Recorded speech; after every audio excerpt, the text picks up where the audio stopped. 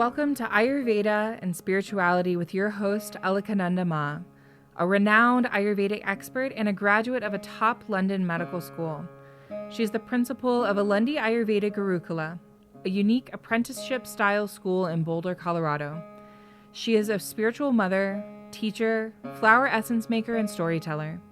Join us as we uncover the timeless principles of Ayurveda, discover practical tips for enhancing vitality, and explore the deeper dimensions of spirituality that intertwine with the ancient science of life.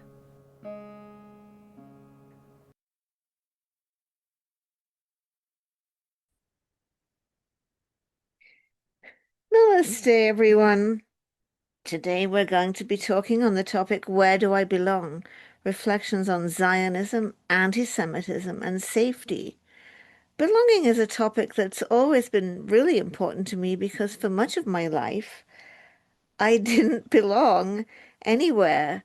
As someone who has a Jewish father and thereby a Jewish name and a non-Jewish mother, I didn't fit in anywhere in the then world of British Jews and the then world of Britain.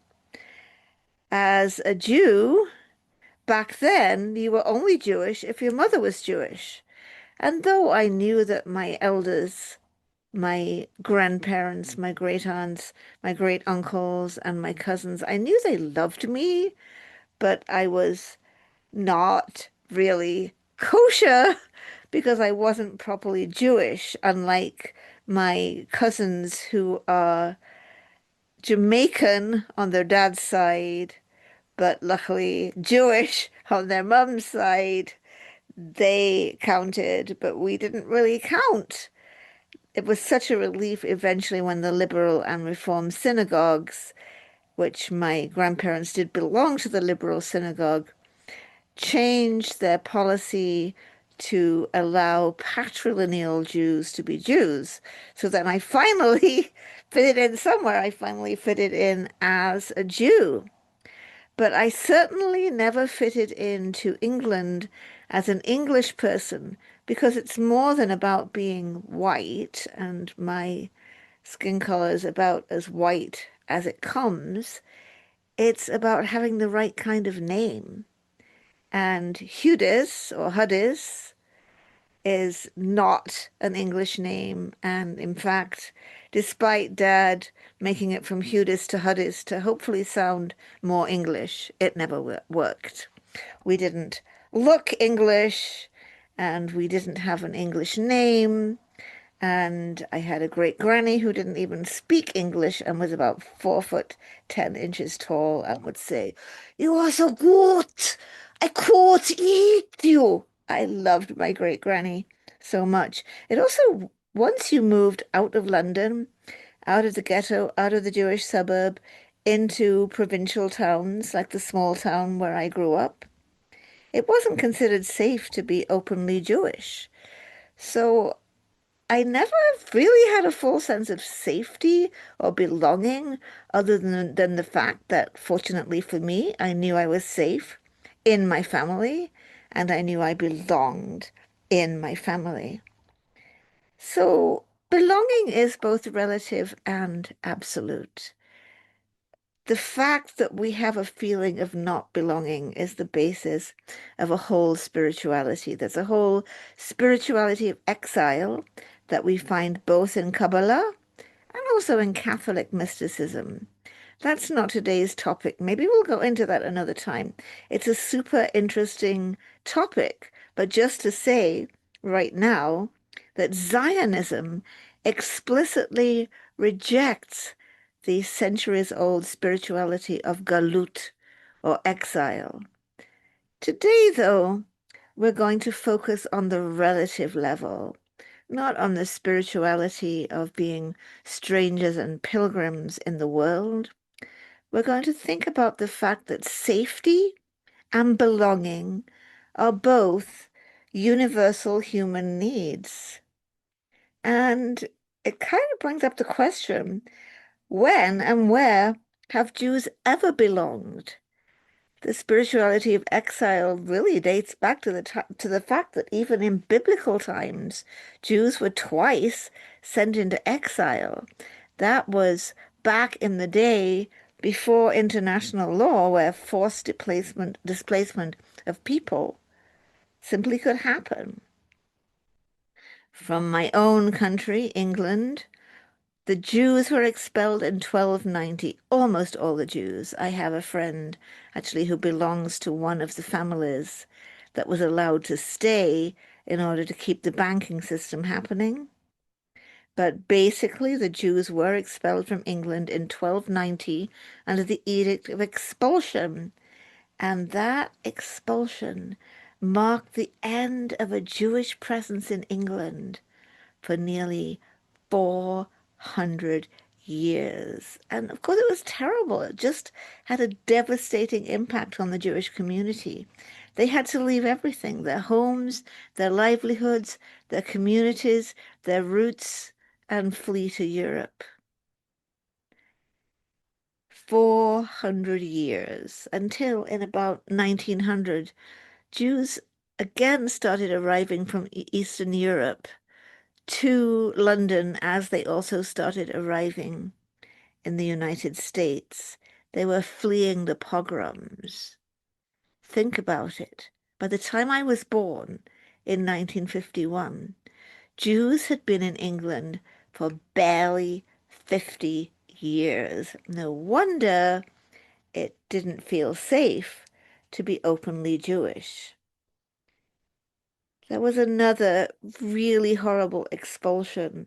1492 was not only the year that Columbus sailed the ocean blue, it was also a year that other boats set forth. Boats full of Jews expelled from Spain in the Alhambra Decree, becoming the first boat people making their way into the lands of the Ottoman Empire, which did include the Holy Land, and trying to make another life. That's the Sephardim, the Sephardic Jews who were expelled at that time. When did we ever fit in? In the Russian Empire, Jews were allowed to live in the Pale of Settlement. And that was one of the places in the Pale of Settlement where Jews were allowed to live was Bessarabia. That's where many of my ancestors come from. Jews were not seen as belonging. Wherever they lived, Jews were not seen as belonging. Not allowed to own land, so not allowed to live where they wanted. Jews were simply not seen as belonging. So when Zionism arose, yes, it offered an alternative belonging. And yet, many Jews didn't want to be Zionists. They didn't want to go and start over again somewhere else, yet again. They wanted to belong where they had put down their roots. They didn't want yet again to flee their homes, their livelihoods, their communities, as they had had to do again and again and again. Jews wanted to belong where they then belonged, where they had their roots, where they had their lives. In so many ways, I would have to say, I'm no historian and I'm no expert, but here's how I see it. I see Zionism definitely as a result of anti-Semitism. I see Zionism as a result of pogroms and restrictions and this lack of belonging that Jews experienced. And of course, got a further impetus with the Holocaust, all that happened, and then the fact that the survivors were really not welcome anywhere. So all the troubles that are happening now in the Middle East in many ways have to do with the fact that not only that the Holocaust happened, but that nobody wanted to welcome the survivors. And yet, another thing that I often think about Zionism is that it also fulfills the goals of anti-Semitic cultures. Because if you can get all the Jews to decide to go and make Aliyah, to decide to go and return to a land from which the children of Israel, the Jewish people, were expelled centuries before, a land which, according to the Bible, was given to a people long ago. If you can have all the Jews go there, then you don't have to deal with them. You don't have to live with them. So in so many ways, anti-Semitism is fulfilled by Zionism. Let's have the Jews be gone, not be here. This particularly rankles me when it comes to the Balfour Declaration of 1917, which stated the support of Britain, the British Empire, the greatest power of its day, for a homeland for the Jews in Palestine. I personally see this as extremely anti-Semitic. I do know that Lord Balfour was extremely anti-Semitic as well as extremely as extremely racist. So here is this anti-Semitic person, and just recently, all these Jews have come to Stepney, which is where the original ghetto was. That's where my grandparents were born, where my grandparents grew up in the ghetto in Stepney. People who dressed differently, talked a different language, had funny sounding names, did not worship in the Church of England, weren't even Christians at all, had other religions, and furthermore, were in many ways rowdy and quarrelsome among themselves with the Orthodox Jews and the communist Jews. And the communist Jews would go around and tell people that they should eat on Yom Kippur and they should not celebrate the holidays because that was old-fashioned and superstitious. And meanwhile, the Orthodox Jews are going around telling people that they have to put up a mezuzah, they have to observe the Sabbath, and so on. My grandmother told me we used to have wonderful Seder's. We used to have wonderful Shabbats until the communists came and told us we shouldn't do it. And then we stopped everything. My grandmother was also very afraid of Chabad, who would come around the Jewish suburbs with a mitzvah bus trying to get people to put up a mezuzah. So there are these people in the East End of London, and then more and more of them keep coming, and we don't want them there. It would be much better if they would go and live somewhere else, somewhere far away.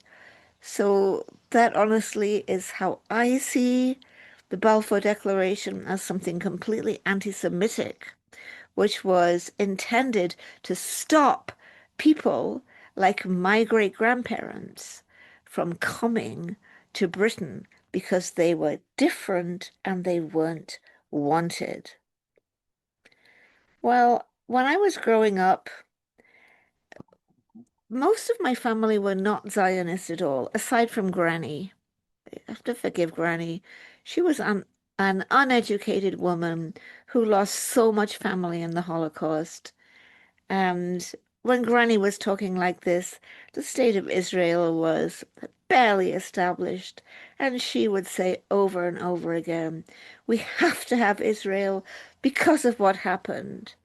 But it's quite likely that Granny didn't know that having to have Israel caused other people to suffer.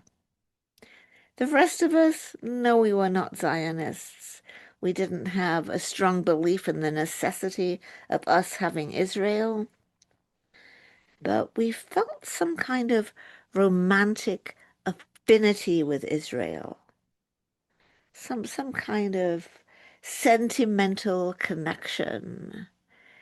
It was a place where Jews could belong, right?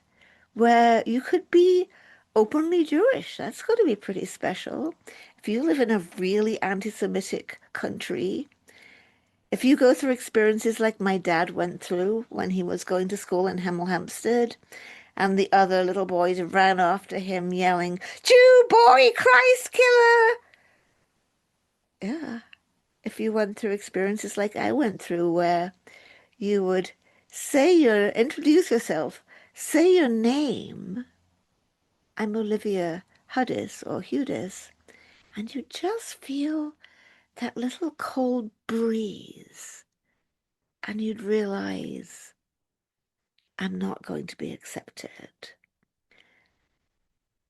I didn't even realize it was possible to live somewhere where there wasn't anti-Semitism until I went to India, and it was such a relief to be somewhere where anti-Semitism wasn't happening, where microaggressions weren't a daily thing. But when I got my first money after a year of working as a junior house physician and a junior house surgeon at Bury St. Edmunds at West Suffolk Hospital. And I'd saved up all my money because they gave you a room in the hospital, they gave you meals in the hospital. You really didn't need to spend any money except for, a few little personal this and that's. With that money that I had saved up from getting paid to work, I took my parents on a trip to the Holy Land. And when Mum and Dad and I actually went there, and we saw with our own eyes the suffering of Palestinians, we completely lost that romantic or sentimental affinity that we were somehow connected to Israel. At that moment, you could say yes, we became anti-Zionist, although at the time we didn't have that language.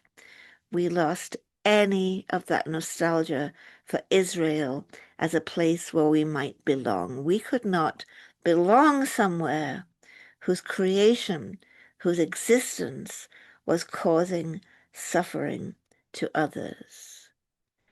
So we just wanted to belong where we lived. We had moved from my small town now. We lived in Ipswich. We wanted to belong in Ipswich. We wanted to be safe in Ipswich. We wanted the British government to keep us safe, not the government of Israel. Let's delve a little more into this belonging. Belonging, yes, it's a universal need. But do we truly belong on land seized from others?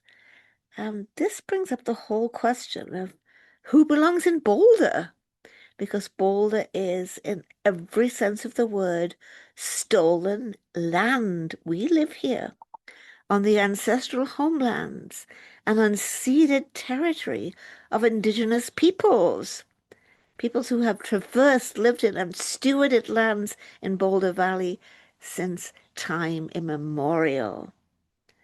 We are talking about the Apache, the Inunai or Arapaho, the Cheyenne, the Comanche, the Kiowa, the Pawnee, the Shoshone, the Sioux, and the Ute. All of these peoples never told us that we could come here and take their land from them. And a shameful and dark moment in our local history occurred on November 29th, 1864, with the Sand Creek Massacre, where innocent women and children who had gone to where they were told they could go and be safe were massacred, including Chief Niwat. You often will hear him called Chief Niwat, but I asked the Inonai chief, and he pronounced it for me. And his chief Niwat, and it means the one who is left-handed. And he was a peace chief and a brilliant and a wonderful man. And we still have streets and mountains named after people who were involved in that massacre. So in many ways, our dilemma right here in Boulder is really not different from that of my Israeli friends who were born in Israel. They were born there. That's their language. That's their passport. That's their nationality. By no means is everyone a dual national. They were born there. They don't have anywhere else to go. Americans were born here. They don't have anywhere else to go. We all live in a post-colonial world. Okay, sometimes I want to blame the British Empire for everything. But I know my old history teacher, Miss Carter, God rest her soul, would scold me for generalization. But you know what I mean. We belong within the movements of history that brought us here. That's really the conclusion of Tolstoy's War and Peace, which I read last winter. We belong within the movements of history that brought us here, and a call to live with empathy and care, where, whether by birth or by migration, we find ourselves. Sadananda by birth, he is a native Coloradan. Me, by migration, because where thou goest will I go, where my husband goes, I go, right? Inevitable. So that's belonging. Israel did arise in so many ways from a need to belong, just to belong somewhere, but also, like Granny was saying, from a need for safety. And safety is a universal need. And that well-known Jewish anxiety, I used to joke and say, I have the Jewish anxiety gene, and then I found out it's not a joke. It's not a gene as such, it's epigenetic. We do have it, and it arises from centuries when our need for safety was completely unmet. We experienced that October the 7th, 2023, shook many Jews in Boulder who held a vision of Israel as a place of refuge. Like I said, me and my by now late departed mum and dad let go of that vision of Israel as a place of refuge decades before. But a lot of our Jewish community here still saw that. To me, it's ironic to seek safety in a war zone. To me, we need to be safe in our own land where we live, and we need to be protected by our own government. Take a breath.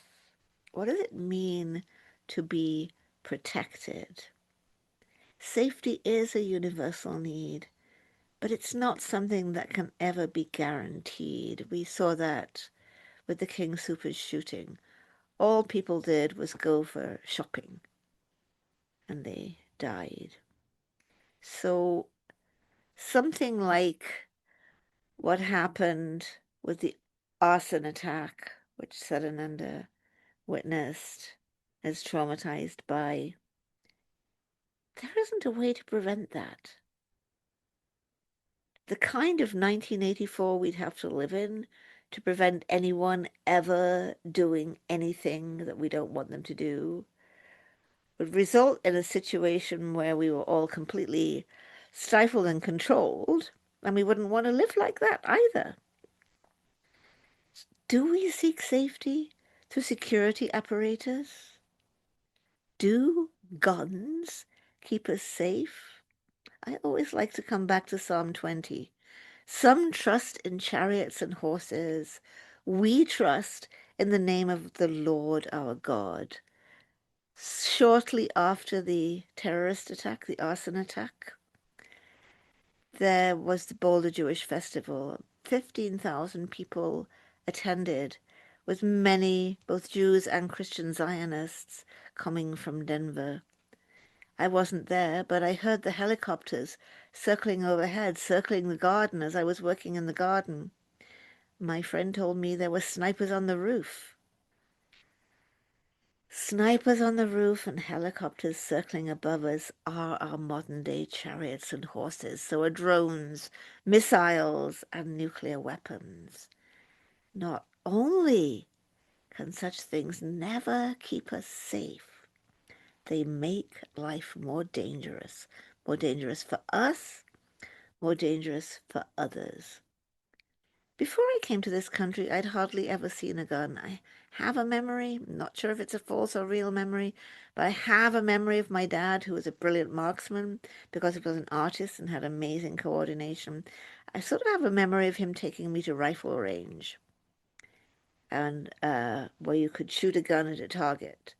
That may be a true memory. I can't ask Mum because she's died now. Um, but I remember when we went to Rome when I was 17, seeing armed police for the very first time in my entire life, and it was very scary. So I'd hardly ever seen a gun before I came to America, and I've been held up at gunpoint twice, both times by Boulder police. My skin happens to be white, although actually under old racist laws I am technically black, but to all intents and purposes I'm about as white as they come. And if my skin didn't happen to be white, those experiences might have turned out very differently. But partly due to those traumas of being held up at gunpoint, partly due to all the horrible things that have happened that gave rise to Black Lives Matter, I don't see more police and more guns as a path to safety. More police and more guns makes life more dangerous for Black and brown people. So I don't see policing as keeping us safe, and I don't see guns and snipers on the roof as keeping us safe. And does Zionism make us safe? Genocide in Gaza is increasing anti-Semitism around the world. And that is what fueled the hatred that was behind the Boulder arson attack. There are many different kinds of people, but if the actions of a group of which we are members by the fact of being Jews is engaging in actions that are arousing intense hatred, it is not making us safe. It is increasing anti-Semitism around the world. It is making Jews who live everywhere except Israel less and less safe. And it doesn't seem like Israel is safe either. So there's safety and there's belonging. Who belongs here?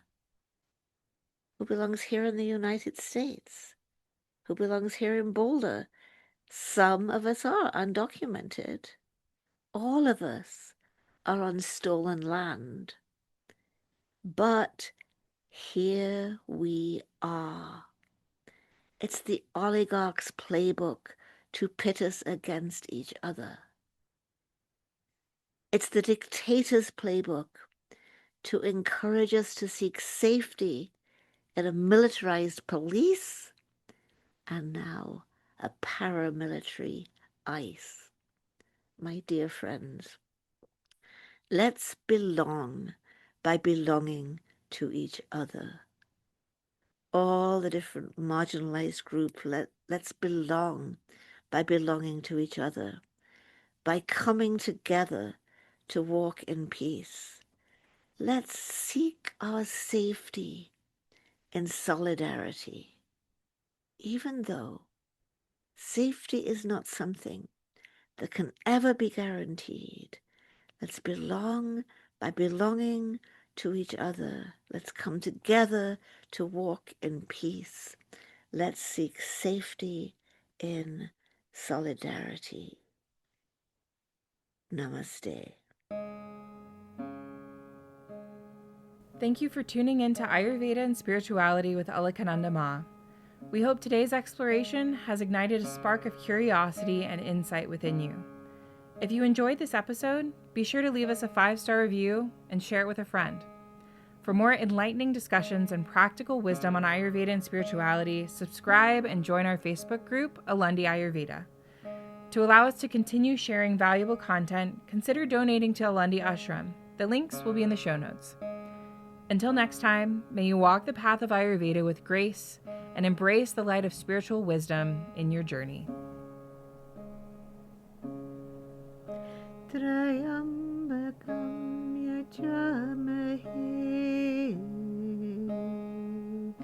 sugandhim pushtivardanam urvarukamiva bandhanam mrityormukshiyam